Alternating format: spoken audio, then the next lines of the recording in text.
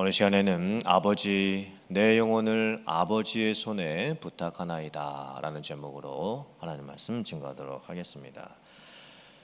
고난주간 특별 새벽기도를 통해서 예수님께서 십자가 위에서 하셨던 7가지의 말씀, 가상칠언에 대해서 살펴보았습니다. 오늘은 마지막 말씀입니다. 가상칠언의 말씀이 마태복음, 마가복음, 누가복음, 요한복음에 다 기록이 되어 있습니다. 그런데 오직 누가복음에서만 표현이 되는 독특한 표현이 있습니다. 마태복음, 마가복음, 요한복음에서는 하나님을 아버지라고 부르는 표현이 한 번도 나오지를 않습니다. 그런데 누가복음에서는 2번이나 나옵니다. 가상칠언의 첫 번째 말씀이 무엇이었는지 혹시 기억이 나십니까? 아오여엘 목다 아에서 제일 처음 아버지 저들을 사하여 주옵소서 자기들이 하는 것을 알지 못함이니이다. 그때도 누가복음에서는 아버지라는 표현이 나옵니다. 가상칠언 마지막 말씀, 오늘 말씀은 어떻게 시작합니까? 누가복음 말씀이죠. 아버지 내 영혼을 아버지의 손에 부탁하나이다 라고 기록을 해 놓아 있습니다.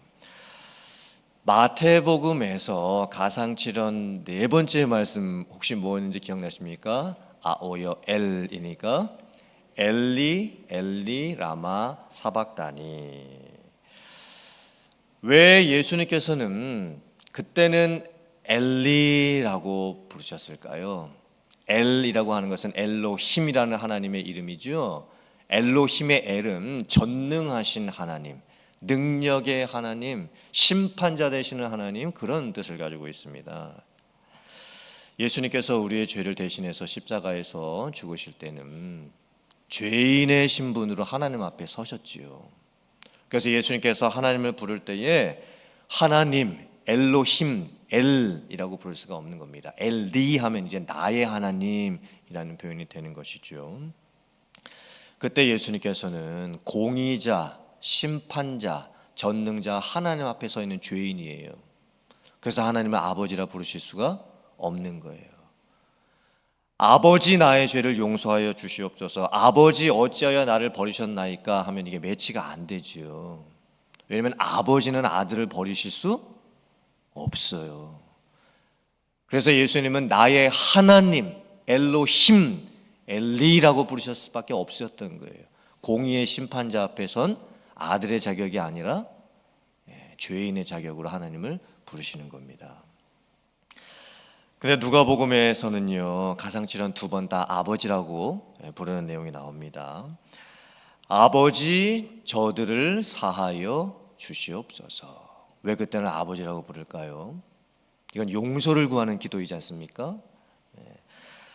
잘못하는 것을 아뢰고 죄에 대한 용서를 구하는 것은 하나님이라는 호칭보다는 아버지가 더 맞습니다. 아버지 저들을 용서하여 주시옵소서. 아버지에게 드리는 기도인 거예요.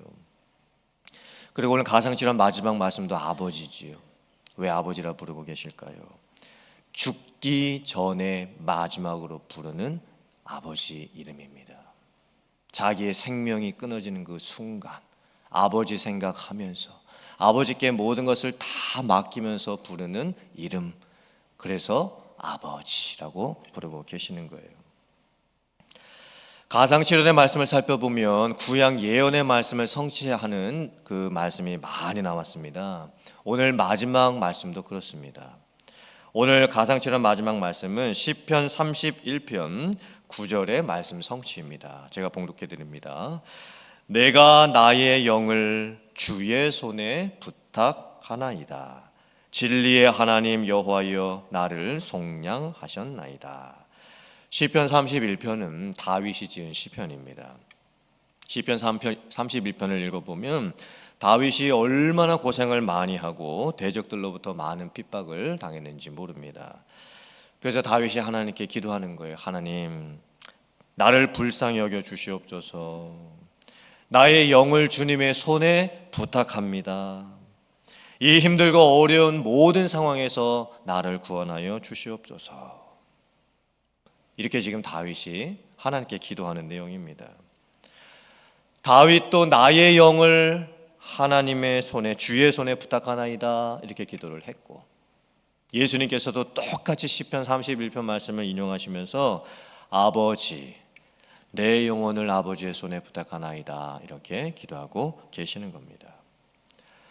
특별히 부탁하나이다 라는 이 헬라어 단어가 참 특별합니다. 이 단어가 헬라어로 파라티테마이인데 무슨 뜻이냐면 파라, 옆에, 그리고 티테네, 놓다 이런 뜻입니다.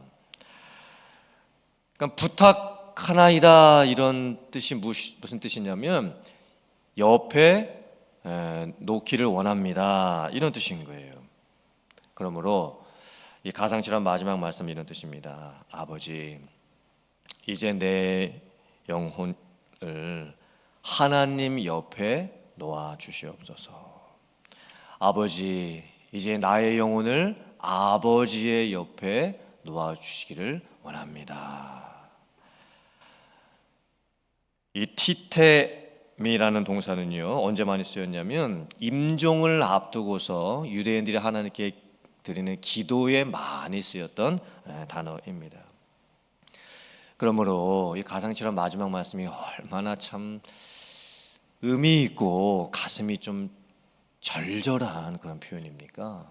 아버지 이제 내 영혼을 아버지 옆에 놓기를 원합니다. 마지막 숨 거두시기 직전에 마지막 남은 기력 다 해서 마지막 남은 호흡을 다 해서 마지막으로 아버지를 생각하면서 아버지 저 이제 아버지 곁에 가기를 원합니다. 제 영혼 마지막으로 이제 아버지 옆에 있기를 원합니다. 이런 고백하면서 예수님께서 말씀을 하셨던 거예요. 누가복음의 가상칠언의 말씀이 이렇게 앞뒤 아우여엘 목다 아 해서 이렇게 나오지요. 그리고 사도행전을 보면 아주 또 놀라운 말씀이 나옵니다. 누가복음도 누가가 썼고 사도행전도 누가가 썼지요. 사도행전 7장 60절 말씀을 제가 봉독해 드립니다. 무릎을 꿇고 크게 불러 이르되 주여 이 죄를 그들에게 돌리지 마옵소서.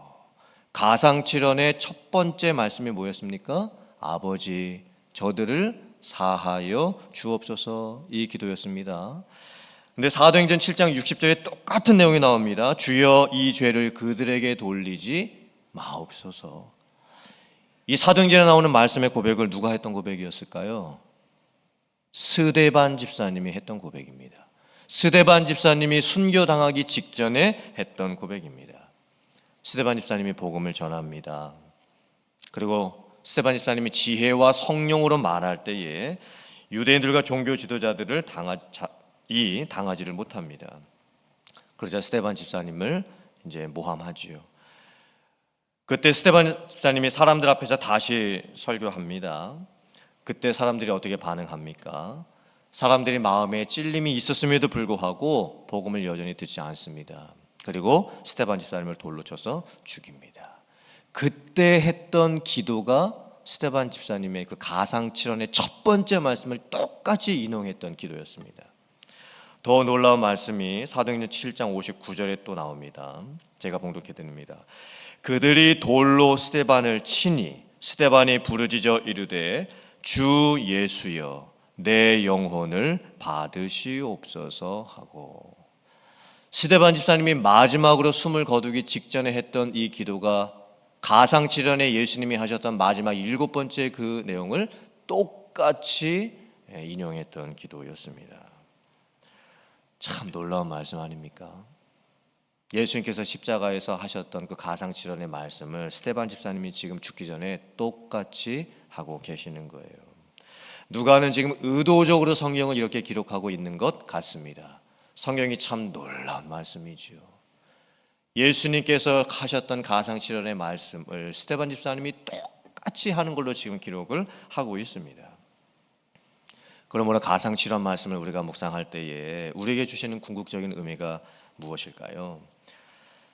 가상칠언은 예수님께서 십자가 위에서 하셨던 말씀이지만 예수님이 하셨던 말씀으로 끝나는 말씀이 돼서는 안 되는 것입니다. 이제는 예수님을 믿는 성도들이 그대로 따라가야 할 삶이 되어야 합니다. 물론 가상실현은 예수님이 고백하셨던 말씀이지요. 하지만 저와 여러분들도 그 내용을 고백할 수 있어야 되는 거예요. 그리고 그 고백한 대로 살 수 있어야 되는 겁니다. 특별히 가상실현의 오늘 마지막 말씀이 아버지 내 영혼을 아버지의 손에 부탁하나이다 라고 끝나는데, 우리들은 죽는 마지막 순간에 하나님께 무슨 말씀을 드릴 수가 있을까요? 내가 마지막으로 죽는 그 순간에 하나님께 무슨 기도를 드릴 수 있을까요? 인생은 잘 시작하는 것도 중요하지만 잘 마치는 것은 더더욱 중요합니다. 우리 모두는 이렇게 바랍니다. 우리의 마지막 순간을 이렇게 되기를 원합니다. 죽을 때까지 아프지 않고 건강하고 갑작스러운 사고 같은 것 없이, 또 자녀들도 다 잘 되는 것 보고, 부자는 아니지만 쪼들지 않게 경제적인 안정도 있고, 내가 죽을 때 사랑하는 가족들이 지켜보는 가운데에서 평안하게 죽음을 맞이하기를 원합니다. 하지만 우리들 주변을 보면 이렇게 완벽한 죽음을 맞이하는 분은 한 명도 없으신 것 같습니다.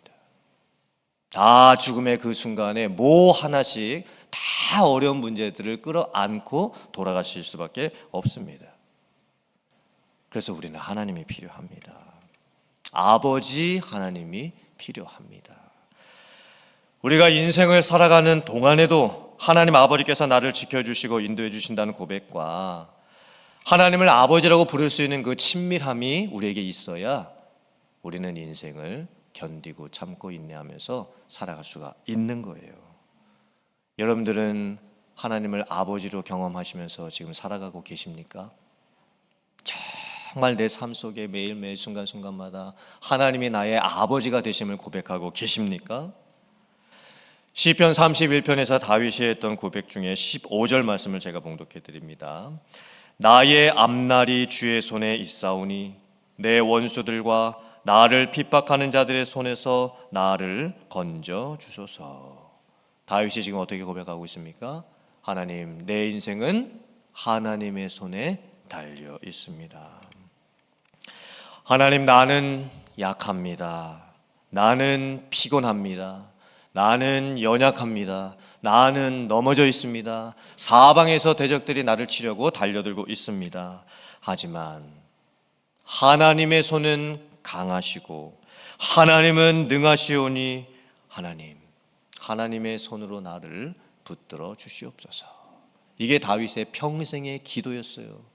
하나님과 가까이 하기를 원했던 기도였습니다. 우리에게도 이제 또 마지막 인생의 순간이 다가오겠지요.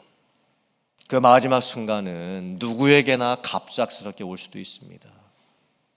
나이 많으신 분, 나이 적으신 사람 상관하지 않고 누구에게나 차례를 구별하지 않고 갑자기 올 수도 있는 겁니다. 그리고 우리의 마지막 순간이 스테반 집사님처럼 순교하는 그런 상황까지는 안 되겠죠. 그래도 우리들이 스테반 집사님이 가지고 계셨던 그 마음의 고백은 가지고 있어야 될 것 같습니다. 우리의 마지막 내 인생의 고백, 내 인생의 마지막 순간의 기도, 아버지를 부르면서 아버지, 내 영혼을 아버지의 손에 부탁합니다. 아버지, 이제 내가 하나님 옆에 있기를 원합니다. 하나님과 함께 있기를 원합니다. 이 기도를 할 수 있다라고 한다면 우리의 인생이 정말 귀하고 값진 인생이 되지 않을까요? 평생 하나님을 의지하는 삶을 살다가 마지막 순간에도 하나님 곁에 있기를 원하는 그 기도로 우리의 인생을 마칠 수 있다라고 한다면 그 인생을 하나님께서 귀하게 보시는 인생이 될 줄 믿습니다. 고난주간 한 주간 가상칠언 말씀을 묵상하면서 참으로 우리들에게 주시는 은혜가 많이 있었습니다. 이제 그 말씀의 의미들을 여러분들이 가슴속에 다시 한번 잘 새기시기를 바랍니다. 깊이 다시 한번 묵상해 보기를 원합니다.